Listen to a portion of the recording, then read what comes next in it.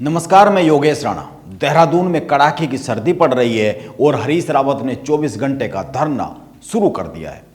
मैं सर्दी की बात इसलिए कर रहा हूं क्योंकि यह धरना आज यानी 26 दिसंबर को 12 बजे शुरू किया गया और यह कल 27 दिसंबर 12 बजे तक जारी रहेगा। यानी यह धरना पूरी रात चलेगा। इसीलिए मैं कह रहा हूं कि इस हाड़ तोड़ सर्दी में हरीश रावत देहरादून के गांधी पार्क में धरने पर बैठे हैं और उन्होंने इस धरने के 3 मकसद बताए हैं। पहला, अंकिता हत्याकांड से जुड़े सभी जन आंदोलनों द्वारा उठाए जा रहे सवालों को नैतिक समर्थन देना और दूसरा, व्यक्तिक और गैर राजनीतिक भावनात्मक समर्पण की अभिव्यक्ति और नंबर 3, अनौपचारिक तौर पर सभी से मात्र सांकेतिक भागीदारी सुनिश्चित करना। हरीश रावत के ये 3 मकसद, 3 उद्देश्य इस धरने को लेकर है। हरीश रावत की राजनीति और अंकिता भंडारी को न्याय की अधूरी होती आस पर बात करने से पहले कुछ बयान और कुछ आंकड़ों पर बात की जानी बहुत ही जरूरी है, ताकि बात को उस गहराई तक समझा जा सके जिसकी आज उत्तराखंड में बहुत ही जरूरत आन पड़ी है। अभी कुछ दिन पहले उत्तराखंड राज्य महिला आयोग की अध्यक्ष कुसुम कंडवाल ने देहरादून में मीडिया के साथ एक आंकड़ा साझा किया। उनका कहना था कि उत्तराखंड में मानव तस्करी बढ़ी है। 1 अप्रैल से दिसंबर तक राज्य महिला आयोग के पास मानव तस्करी से जुड़े 1309 मामले दर्ज हुए। उनकी दी गई जानकारी मीडिया में छपी भी है, लेकिन उस गंभीरता से नहीं छपी जितनी गंभीरता से इस पर बात होनी चाहिए। यह कोई छोटा आंकड़ा नहीं है उत्तराखंड जैसे छोटे राज्य के लिए और उत्तराखंड जैसे शांत प्रदेश के लिए। इसमें एक बात पर और ध्यान देने की जरूरत है और वो यह कि उत्तराखंड में पड़ोसी राज्य हिमाचल प्रदेश की तुलना में 2 गुना ज्यादा लोग लापता होते हैं। एनसीआरबी के आंकड़े बताते हैं कि किडनैपिंग और मानव तस्करी के मामलों में उत्तराखंड का रिकॉर्ड हिमाचल प्रदेश से बहुत ही अधिक खराब है। जबकि उत्तराखंड एक शांत प्रदेश है, यहाँ पर अभी भी पटवारी पुलिस सिस्टम इसलिए लागू रहा है क्योंकि यहाँ पर गंभीर किस्म के अपराध होते नहीं है।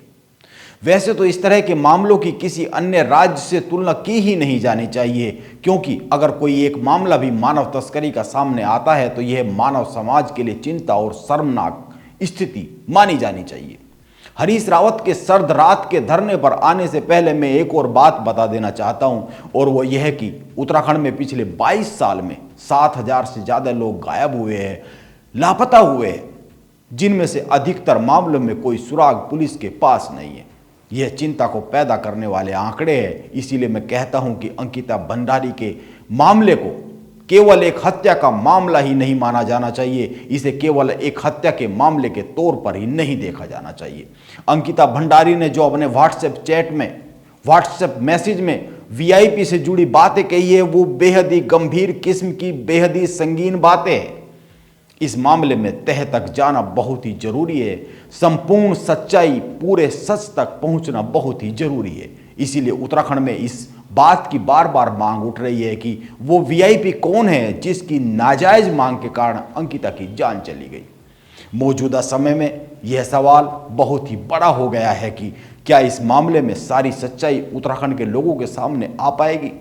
वैसे तो इस सवाल का उत्तर उत्तराखंड की पुलिस को देना चाहिए, लेकिन मैं इसके जवाब में एक ही बात कहना चाहता हूं।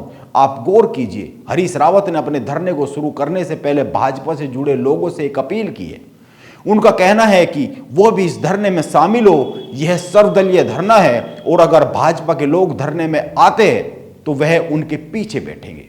हरीश रावत की इस अपील पर सवाल यह है कि क्या भाजपा से जुड़े लोग हरीश रावत के इस धरने में शामिल होंगे या उनको शामिल होना चाहिए। अंकिता को न्याय के लिए यह जो सर्द रात में हरीश रावत देहरादून के गांधी पार्क में धरना दे रहे हैं, अब यह तो जाहिर सी बात है भाजपा से जुड़ा एक भी व्यक्ति धरने के आसपास भी नहीं जाएगा। और भाजपा ही क्यों, मैं तो यह मानता हूं कि कांग्रेस से जुड़े बहुत से बड़े लोग इस सर्द रात में दिए जा रहे धरने में शायद ही शामिल हो, क्योंकि आज शाम तक की जानकारी तो यही है कि वहां पर उत्तराखंड कांग्रेस से जुड़े कई बड़े चेहरे दिखे नहीं है। लेकिन सवाल यह नहीं है कि वहां कौन दिखा है और कौन नहीं दिखा है। सवाल यह नहीं है कि वहां कौन गया है और कौन नहीं गया है। सवाल पूरी सच्चाई का है, सवाल पूरे सच का है, सवाल अंकिता भंडारी के साथ न्याय का है।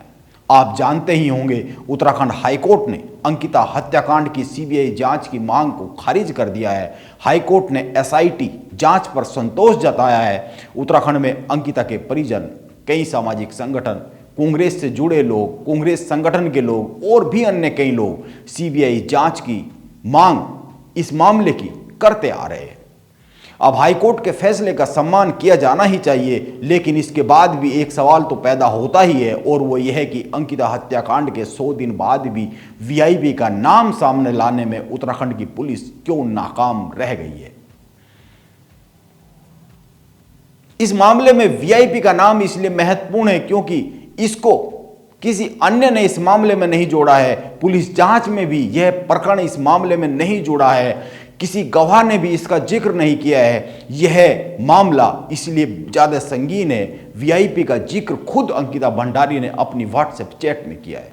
खुद अंकिता ने इसका जिक्र किया, इसीलिए यह मामला ज्यादा संगीन हो जाता है। अगर कोई और इसका जिक्र करता तो मामले को संदिग्ध भी माना जा सकता था, लेकिन क्योंकि खुद अंकिता भंडारी ने इसका जिक्र किया अपनी व्हाट्सएप मैसेज में, व्हाट्सएप चैट में, तो इसीलिए इसको तो संदिग्ध माना ही नहीं जा सकता है। इसीलिए नाम तो सामने आना ही चाहिए। जांच के दायरे में वीआईपी तो शामिल होना ही चाहिए।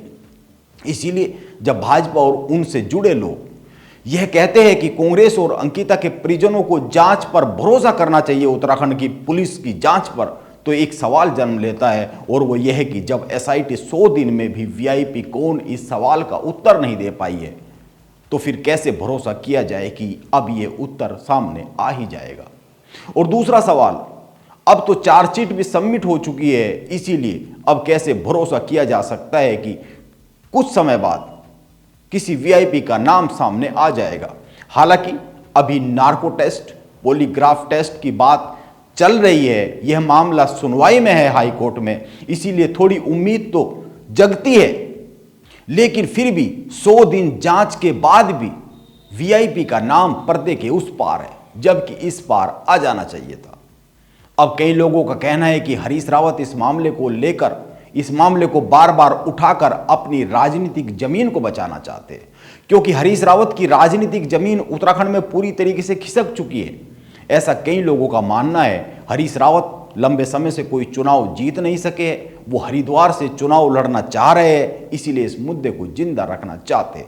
यह भी कई लोगों का कहना है। लेकिन इस पर मैं यही कहना चाहता हूं कि हरीश रावत राजनीतिक व्यक्ति है, इसीलिए वो अपने राजनीतिक हित को लेकर तो सोचेंगे ही। लेकिन यह भी एक सच्चाई है कि उत्तराखंड में आज अवैध रिजॉर्ट और उनमें इस्पा सेंटर की आड़ में यह जो अनैतिक धंधे चल रहे हैं, इन पर काबू कैसे पाया जाए, यह भी तो एक सवाल है। यह भी तो एक मांग उठने लगी है। यह भी तो मांग की जानी बहुत जरूरी हो गई है। पर्यटन को बढ़ावा देने के नाम पर इस तरह के धंधों को उत्तराखंड में पनपने दिया जाना कितना सही है, यह भी तो एक सवाल है। राष्ट्रीय महिला आयोग की अध्यक्ष का भी कहना है कि नेपाल से उत्तराखंड में महिलाओं की तस्करी हो रही है, और यहां भी कुछ क्षेत्रों से हमारी बेटियां गायब हो रही है। यह चिंता पैदा करने वाली सूचनाएं हैं। इसीलिए हरीश रावत के एक सर्द रात के धरने से क्या होगा, इसका तो मुझे पता नहीं है, क्योंकि हरीश रावत ने हरिद्वार में भी एक रात का धरना दिया था। उत्तराखंड में कांग्रेस भी एकजुट नहीं है, इसीलिए मैं हरीश रावत के धरने के इम्पैक्ट पर तो अभी कोई बात कर नहीं सकता हूं। इसके परिणाम क्या होंगे, इसका असर क्या होगा, इस पर तो अभी कुछ कहा नहीं जा सकता है। लेकिन मैं हरीश रावत के इस सर्द रात के धरने के विषय को लेकर यह कहना चाहता हूं कि अंकिता भंडारी के साथ पूरा न्याय होना जरूरी है। यह एक बहुत ही जरूरी बात हो गई है। पूरा सच सामने आना ही चाहिए, इस पर चर्चा होनी ही चाहिए। यह एक जरूरी है। नमस्कार, आप बने रहे मेरे साथ।